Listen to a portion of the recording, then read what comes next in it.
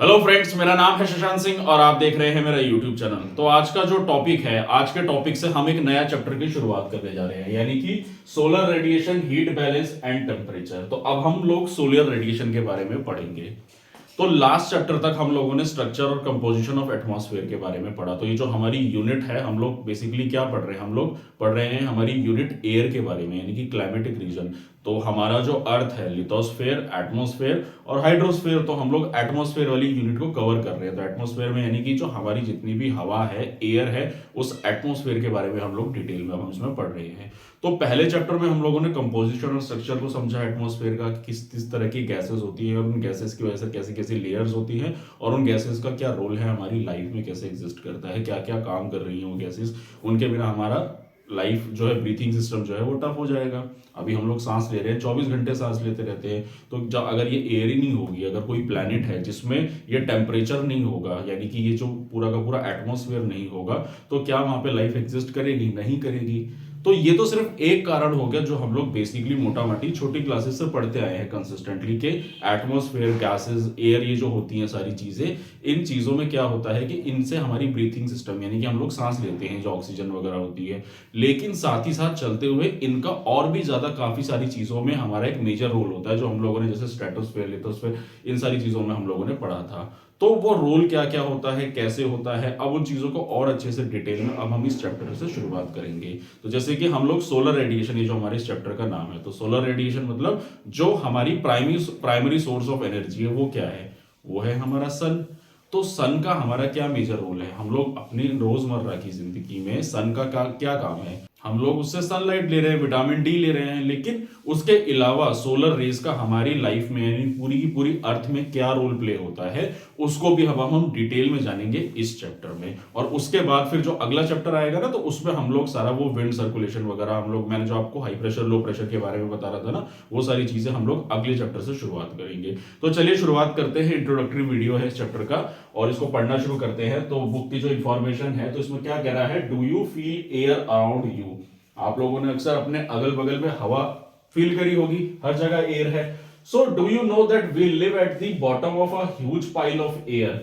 और हमारी जो सराउंडिंग है वो एयर की, तो हम उसी के बॉटम में नीचे रह रहे हैं, जिसके हमारे चारों तरफ क्या देखने को मिल रही है? एयर है। और उस एयर के अगल बगल में हम लोग रह रहे हैं। और साथ ही साथ क्या कर रहे हैं? We inhale exhale when air in motion. और इस हवा को, इस एयर को हम लोग क्या कहते हैं? सांस ले रहे हैं या छोड़ रहे हैं, इनहेल एक्सहेल कर रहे हैं। साथ ही साथ इस हवा को हम महसूस करते हैं जब हम लोग मूव करते हैं, यानी कि जब ये हवा मूव करती है, जिसको हम क्या कहते हैं? विंड कहते हैं। तो मैंने आपको बताया था ना कि जो एयर होती है, एयर जब स्टेबल होती है तो वो हर जगह एयर है, एयर है। लेकिन वही एयर जब मोशन क्रिएट करेगी, यानी कि जब वो मूव करेगी एक जगह से दूसरी जगह, तो उसको हम विंड कहते हैं। और हम लोग जब, जैसे होता है ना, गाड़ी से मुंह बाहर निकालते हैं तो जोर से मुंह पे हवा लगती है, या साइकिल पे हम चल रहे हैं जोर जोर से हवाएं चल रही हैं, आंधी चल रही है, तो वो क्या होती है? वो विंड्स होती हैं। अब वो जो विंड्स होती है, उनका मूवमेंट कैसे हो रहा है, यानी कि एयर विंड में कैसे कन्वर्ट हो रही है? Due to sunlight. अब कैसे होगी, क्यों होगी, वो सारी चीजें, थोड़ा सस्पेंस रहेगा, आगे आपको एक एक करके सारी चीजें पता चल जाएंगी, ठीक है ना। तो इसीलिए हम लोग यहाँ पे सोलर रेडिएशन, सन के बारे में अच्छे से डिटेल में समझेंगे। तो आगे कहता है विंड, मैंने आपको बताया। उसके बाद आता है atmosphere, envelope of air of gases and gases support the life of over the earth surface. तो अभी हमने जैसे एटमॉस्फेयर वाला चैप्टर पढ़ा, उसमें जाना ना कि हमारा जो पूरा का पूरा, हमारी जो अर्थ सरफेस है, यानी कि जो, अगर हमारी जगह तो है नहीं इसमें, चलो मैं यहाँ बना देता हूँ। अगर आप देखो, ये हमारा अर्थ सरफेस है, तो यहाँ पे अर्थ सरफेस है, तो ये जो पूरा का पूरा एनवलप से ढका हुआ है, किसके? एटमॉस्फेयर के। अगर ये हमारी अर्थ है, तो इस अर्थ को पूरा का पूरा इस एयर के एनवलप में ढका हुआ है। तो ये जो एटमॉस्फेयर है, यानी कि जो गैसेज हैं, जो एयर है, इनका एक बहुत बड़ा मेजर रोल हो जाता है किसमें? हमारी लाइफ को एग्जिस्ट करने में। तो वो क्या, कैसे कैसे, क्या क्या सारी चीजें होंगी, थोड़ी थोड़ी तो आप लोगों ने जान ली थी स्ट्रक्चर वाले में, और थोड़ी थोड़ी चीजें अब आपको समझ में आ जाएंगी इसमें, ठीक है ना। तो चलिए आगे बढ़ते हैं। उसके बाद आता है the earth receive almost all of its energy from the sun. तो अर्थ में जितने भी तरीके की एनर्जीज, अब यहाँ पे एनर्जी का मतलब हो गया कि मतलब अर्थ पे कोई भी एनर्जी परफॉर्म हो रही है किसी भी तरीके से, जैसे कि अभी बारिश हो रही है, हवा चल रही है, ठीक है, कोई भी मूवमेंट हो रहा है उसमें, किसी भी तरीके की चीजें हो रही हैं, वो प्राइमरी एनर्जी कौन दे रहा है उसको? सन दे रहा है। जैसे कि फोटोसिंथेसिस हो गया, हमारे जो खाना बनाती है, जो मतलब हमारा ऑक्सीजन कार्बन डाइऑक्साइड जो पूरी बनती है, प्लांट्स का जो फोटोसिंथेसिस प्रोसेस होता है वो भी सनलाइट से होता है हमारा, है ना। और एनवायरमेंट में भी आप लोगों ने, जिसमें एक एनवायरमेंट की सीरीज शुरू करी है, एनवायरमेंट आई शंकर की बुक जो है, उसमें भी मैंने डिटेल में अच्छे से बताया कि किस तरीके से सनलाइट का एक बहुत प्राइमरी सोर्स ऑफ एनर्जी है हमारी, और किस तरीके से ट्रांसफर ऑफ एनर्जी जो आप लोग एनवायरमेंट में पढ़ोगे, तो उसमें मैंने वो सीरीज स्टार्ट करी है। तो अगर आप वो लोग देखना चाहते हो तो लिंक आपको डिस्क्रिप्शन में मिल जाएगा, ठीक है ना। तो सन क्या है? प्राइमरी सोर्स ऑफ एनर्जी है। तो वो जो एनर्जी है वो कैसे अर्थ को दे रहा है और किस तरीके से फिर वो एनर्जी ट्रांसफर भी हो रही है साथ ही साथ, ठीक है ना। तो जो बुक में ये कह रहा है ना कि तो यहाँ पे हम लोग ज्योग्राफी पढ़ रहे हैं ना, तो हम यहाँ एनिमल या प्लांट्स के बारे में तो नहीं पढ़ेंगे, हम लोग बेसिकली जियोलॉजी लैंड के बारे में पढ़ रहे हैं। तो so the earth receive almost all of its energy from the sun, sun से वो सारी एनर्जी ले रहा है। So the earth in turn radiate back to the space and energy received from the sun. As a result, Earth neither warm up nor does it get cooled over a period of time। ये last chapter में मैंने उसे ये बात बताई थी, मैं एक बार फिर से रिपीट कर देता हूँ। देखिए क्या होता है, ये हमारी सनलाइट होती है, एक बार मैं बना देता हूँ इसको यहाँ पे। ये हमारी सनलाइट पड़ रही है हमारी अर्थ पे, ठीक है ना। ये हमारी अर्थ है, यहाँ अर्थ पे हमारी सनलाइट ऐसे पड़ रही है। तो मैंने क्या बताया था कि जब सनलाइट अर्थ पे पड़ेगी तो उसके बाद वो वापस रेडिएट भी करती है।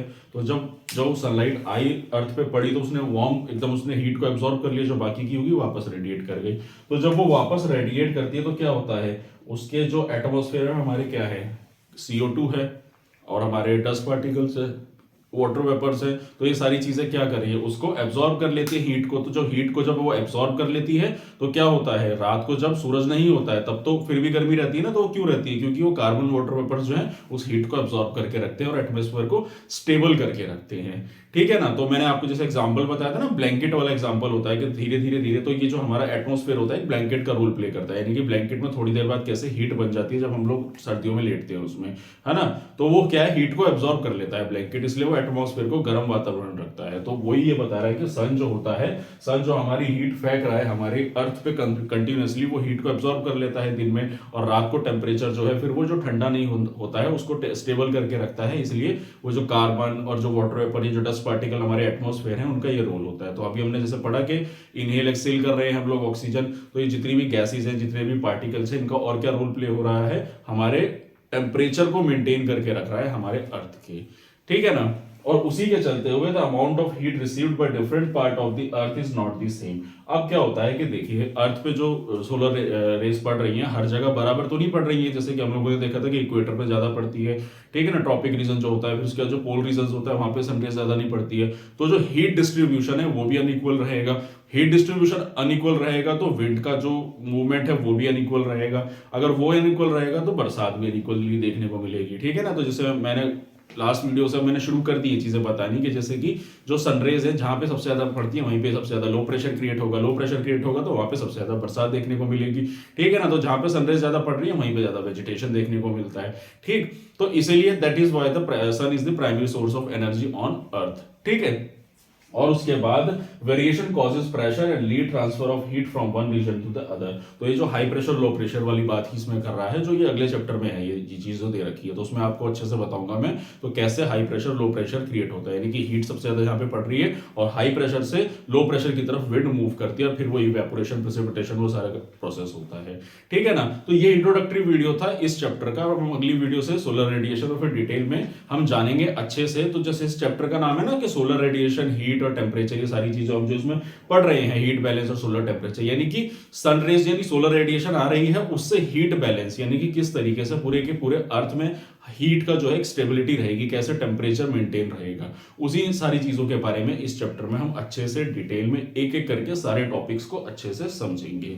तो यही था मेरा टॉपिक, और इसमें लास्ट में मैंने आप लोगों को ये बताया था ना, जो अभी मैंने रिसीव्ड सनरेज, आई होप ये कॉन्सेप्ट अच्छे से समझ में आ गया होगा। As a result earth neither warm up nor does it get cold over a period of time. तो इसमें मैंने थोड़ा सा एक चीज बताना भूल गया कि मतलब वही है कि जो अर्थ होती है ना हमारी, तो अर्थ में क्या होता है कि जब सनरेज ज्यादा आ रही है, बोलो सनरेज पड़ रही है और फिर वापस चली जा रही है, तो दिन में ठंड रहेगी सॉरी दिन में गर्मी रहेगी और रात को ठंडा मौसम हो जाता है, लेकिन जो एटमॉस्फेयर में जो जितने भी हमारे पार्टिकल्स है वो हीट को एब्जॉर्ब करके रखते हैं और उस टेम्परेचर को स्टेबल करके रखते हैं। अब सोचो अगर ये एटमॉस्फेयर नहीं होगा जिस प्लैनेट में, उस प्लैनेट में तो भीषण गर्मी देखने को मिलेगी या फिर भीषण ठंड देखने को मिलेगी जब सूरज वहां से चला जाएगा, है ना। तो ये कॉन्सेप्ट होता है उन प्लैनेट्स का। तो इसलिए लाइफ जो है वो हर एक प्लैनेट में एग्जिस्ट नहीं करती, क्योंकि हर एक प्लैनेट में इस तरीके की गैसेस अवेलेबल नहीं होती हैं। ठीक, तो यही था मेरा टॉपिक। और अगर आप लोगों को मेरा काम पसंद आ रहा है, अगर आप लोगों को मेरी वीडियो अच्छी लग रही है, तो मेरे चैनल को सब्सक्राइब कीजिए, मेरी वीडियो को लाइक कीजिए, और आने वाले समय में आपको और ऐसी इंफॉर्मेटिव वीडियोस मिलती रहेंगी। तो आज के लिए इतना ही, मिलते हैं नेक्स्ट वीडियो में। Thank you very much.